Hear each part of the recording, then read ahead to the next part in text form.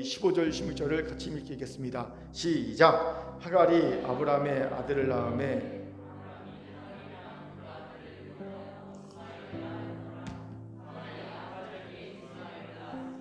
아브라함이 86세였더라. 아멘. 우리는 아브라함이 나이 86세에 애굽종 하갈을 통해 아들 이스마엘을 낳았다는 보도를 보게 되지요. 그런데 이게 인류 역사상 가장 최악의 결과를 낳은 사소한 고생이지 않나 싶습니다. 어떻게 이스마엘 같은 부정적 측면에 사소한 고생을 하지 않을 수 있을까요? 이것을 하려면요, 왜 아브라함이 사소한 고생을 선택했을까? 그 이면에 어떤 이유가 있는지를 살펴볼 필요가 있습니다. 먼저는 성과 만능주의 가치관이 그 이면에 있었음을 보게 됩니다. 저는 성과도 중요하다고 생각하는 사람입니다. 일에는 반드시 성과가 있어야 한다고 생각합니다. 이건 제 생각이 아니죠. 예수님의 생각입니다. 예수님께서 열매를 맺지 않은 가지는 잘라서 불쏘시로 쓴다고 말씀하시잖아요.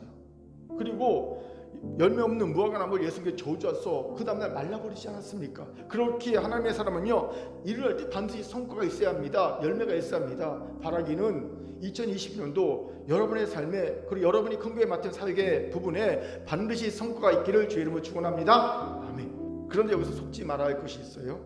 그것은 바로 열매 내용입니다. 여러분, 우리가 마땅히 거둬야 될 열매는 세상에 생각하는 그 열매 수치 얼마로 평가되는 결과, 그것만이 아닙니다. 그럼요, 우리가 거둬야 될 열매는요, 선한 동기, 선한 방법, 선한 결과를 통틀어 합해서 맺어야 될 열매라는 거예요. 여러분 어떻습니까?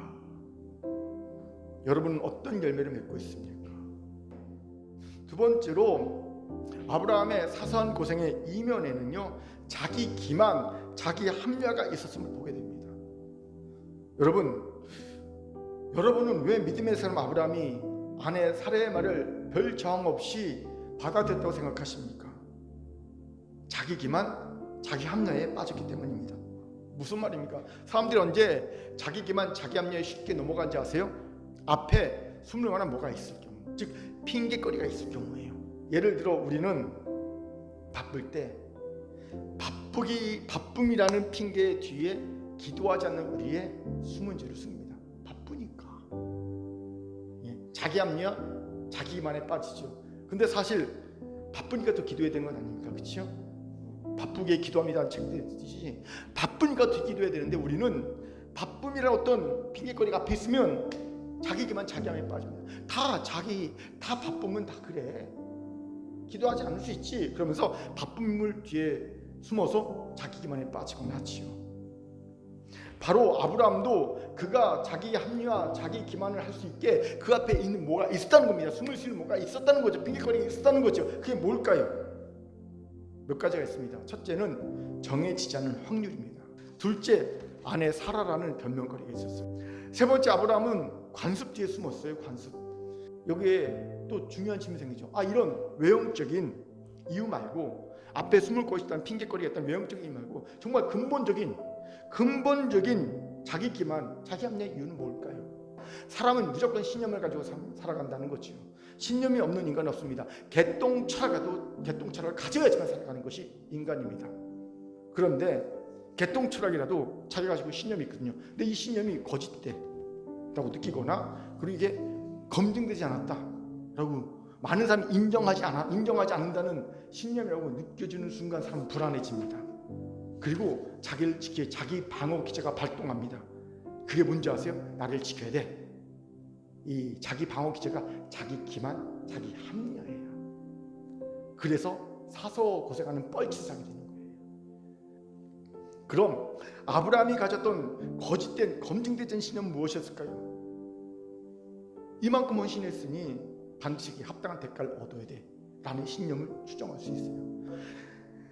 이스마엘은 정당한 내 헌신의 대가야. 우리의 헌신은요, 정당한 대가는 없습니다. 보세요. 정당한 대가를 바라는 자들은 누군지 아세요? 싹꾼입니다. 싹꾼은 원래 어떤 뜻이냐면요, 싹을 받기로 약속을 하고 일을 하는 이들이 싹꾼입니다. 그런데 선한 목자는요, 아니거든요. 선한 목자는요, 양들의 자기 목숨을 바친입니다. 주고 또 주님입니다. 그렇기에 써난 목자의 헌신은요 대가가 없어요. 사랑하는 큰교회 성도 여러분, 이제 우리를 자기 기만에 빠뜨리는 거짓된 신념을 버립시다. 어떻게 우리가 이런 거짓된 신념을 버릴 수 있습니까? 주의 말씀을 듣는 겁니다. 주의 말씀은 살아있습니다. 운동력이 있습니다. 저의 날선 어떤 것마다 예리합니다. 우리의 혼과 관절과 골수를 찔러 쪼개기까지 합니다. 우리의 숨은 뜻을 드러낼 수 있는 능력이 있습니다. 그렇게 내가 거짓된 신념, 잘못된 신념을 갖고 있습니까? 말씀을 듣는 순간, 말씀 앞에 서는 순간 그 말씀이 우리의 거짓된 신념을 드러냅니다. 깨닫게 되는 거예요. 아, 내가 잘못됐구나. 자기 기만 합리화에서 벗어난 순간입니다.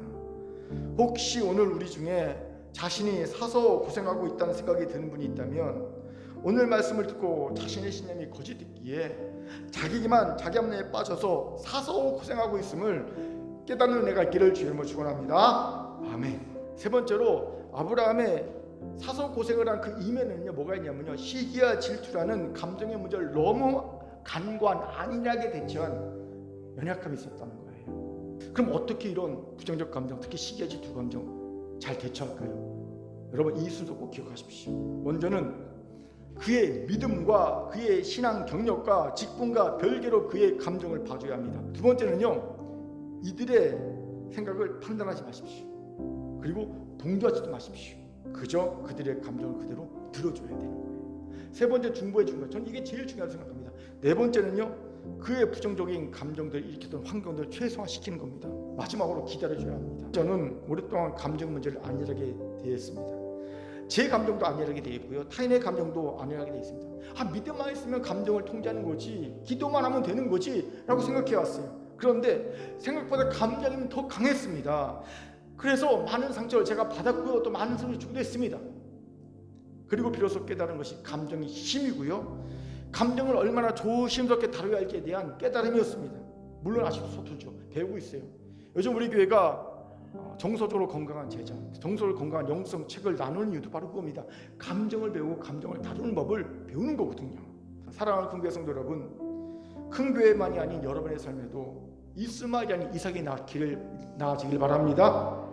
부정적 측면의 사서 고생을 이제 그만하고 우리의 고생이 생명의 고생, 의미의 고생, 가치가 있는 고생, 행복한 고생이 되길 바랍니다. 우리의 삶에 하나님의 약속의 자녀 이삭이 잉태되고 출산되기를 주의 이름으로 축원합니다. 아멘.